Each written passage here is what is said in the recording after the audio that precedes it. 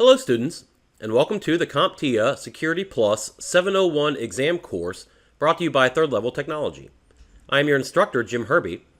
In this episode, we're going to cover the second half of Section 1.2 in the objectives. Our topic is physical security. Let's begin. We're going to begin our discussion of physical security by discussing bollards. Bollards are physical barriers or posts that we install around the perimeter of our building to restrict vehicle and pedestrian access. Bollards are a very common component of perimeter security because they are relatively easy to install. There are two common types of bollards, fixed and removable. A fixed bollard is a post that will be permanently installed and attached to the ground. These are bollards that are used to create a physical barrier around our perimeter to prevent vehicle attacks and access. We also have removable bollards, bollards that are placed when we want to restrict access temporarily. These are commonly made of some type of plastic or composite material so that it will still have the effect of creating a physical obstruction, but they're not very heavy so that we can move them. You commonly will see bollards installed in your parking lots, pedestrian walkways, and any type of vehicular access to our building's location. Our next physical security topic is an access control vestibule. An access control vestibule is a small enclosed room that we place at the entrance to secure data areas. Your access control vestibule will be two sets of interlocking doors. By using some type of authentication system that typically will involve a smart card, a keypad, or some type of biometric scanner. Now, access control vestibules are going to be placed at secure entrances, some type of data center, a server room, or some other location inside of our building that we want to restrict access to only the highest level of employees and users. To gain access to the access control vestibule, the first step is to provide credentials. This will be an access card, a PIN number, or a biometric scan that is used to gain entry into the initial outer door. Once a user is able to enter the vestibule, both doors will become locked. Then the user will access the second door, which will be the entrance to our secure location. And they will need to provide, again, their user credentials. Typically, your access control vestibules will also have some type of video surveillance. This will allow our security to be able to view in real time all of the individuals that are coming in and out of the vestibule. It's very common for your access control vestibules to have dual locking. That means once a user is able to enter into the interior of the vestibule, both doors will then become locked. And in order to exit the vestibule, the user must provide their credentials either to enter into the secure area or to exit the vestibule back out into the public space. Next, we're going to discuss fencing and video surveillance. These are two common security techniques we use for perimeter and external security. Security fencing is going to be when we create a clear boundary around the perimeter of our building or property. Fencing is a very common deterrent. Fencing would be a common type of deterrent control, integrated with other features including our surveillance cameras and motion sensors, which we'll discuss here in a moment. We can have transparent fencing, where you can see through, or opaque fencing, where the material is going to be solid and you cannot look onto the interior of the property without going above the top of the fencing itself. You may also see with your fencing systems the installation of some type of wiring, like barbed wire, or other type of metal cabling on the top to help prevent people from climbing over.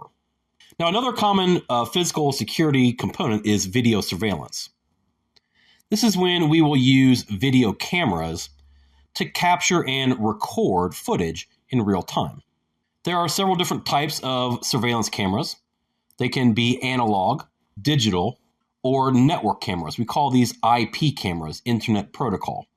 These are cameras that will connect directly into our network infrastructure.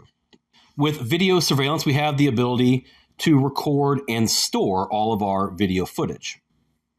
We typically do this by maintaining records of our video surveillance either in cloud storage or some type of network-attached storage device. With video surveillance, we have the ability to not only record and store data, but also to retrieve it. If we have any type of archive, we can go back and retrieve video recordings from a specific date and time if we need to go back and revisit any type of security breach or other need for a legal or compliance situation. Another type of physical security is a security guard. Security guards are human people that allow us to provide a physical security presence around our building. These act as a visible deterrent to any suspected criminal activity. Security guards will control access to our secured areas. They can do this by checking identifications as well as issuing visitor badges to authorized users. Security guards also will maintain our visitor logs. These will be records of all of the people that have been granted access into our secure buildings. We also use security guards to perform physical patrols. This is where our security team will periodically walk through all of our building and external spaces, looking for any signs of intrusion or physical damage that may be some type of security breach. Security guards will undergo periodic training and certification, trained in CPR and first aid. Lighting is another physical security method that we use, typically for our external locations, as well as our secure rooms inside of our buildings. A well-lit area is a very good deterrent to a criminal. It makes it more difficult to remain undetected for vandalism, theft, or trespassing. Lighting systems also allow our video surveillance to capture more detailed footage of any type of security breaches. We typically use lighting for perimeter security. We do it to illuminate our fences, gates, entry points, as well as the perimeter areas of our buildings. Many of your lighting systems will be activated by motion sensors. It will create an alert and then illuminate the area where motion was detected. We also can create timers and schedules for our lighting systems. This is where we can program for our lights to turn on and off at a certain time of day, or if there is a certain amount of time of inactivity. Next, we're going to discuss access badges. An access badge is a physical credential. It's something that we give to individuals to allow them to gain access to secured areas within our building. Your access badges will have an embedded chip. Typically, this will be an RFID chip, radio frequency identification. This will be a chip inside of the smart card that will store the credentials for authentication, so that when you access a badge reader, you can use your smart card either to swipe or tap. Credentials that are stored on the access badge chip can provide the authentication for our users.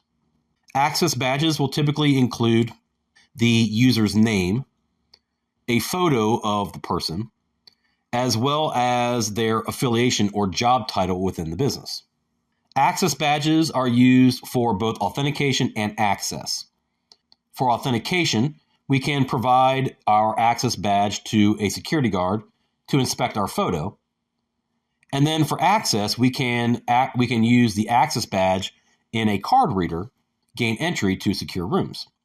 Next, we're going to discuss sensor technology. Sensors are when we use some type of technology to trigger alerts and notifications that there's some attempted security breach. Motion sensors are a technology that allows us to detect movement within a defined space, and to trigger alarms when there are people present. We use motion sensors primarily to detect unauthorized entry into our buildings or restricted spaces. Motion sensors typically will use either infrared, microwave, or ultrasonic. We also use sensor technology for doors and windows. This is where we will place a magnetic sensor on the frame of a door or window. And if the door or window is open, the magnetic field will be disrupted, triggering an alarm or alert. We use this again for restricting access to secure areas. We also can use sensors for pressure. This is where we want to detect any changes in air pressure, moisture in the air, humidity, maintain environmental controls in our data rooms and server locations. We also use sensors to help us detect heat, fire, and floods. And lastly, we're going to discuss the honey technologies.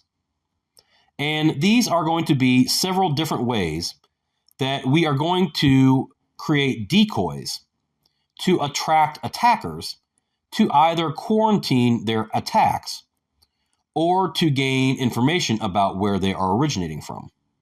Our first is a honeypot. A honeypot is a common tool that we use to attract attackers on our network.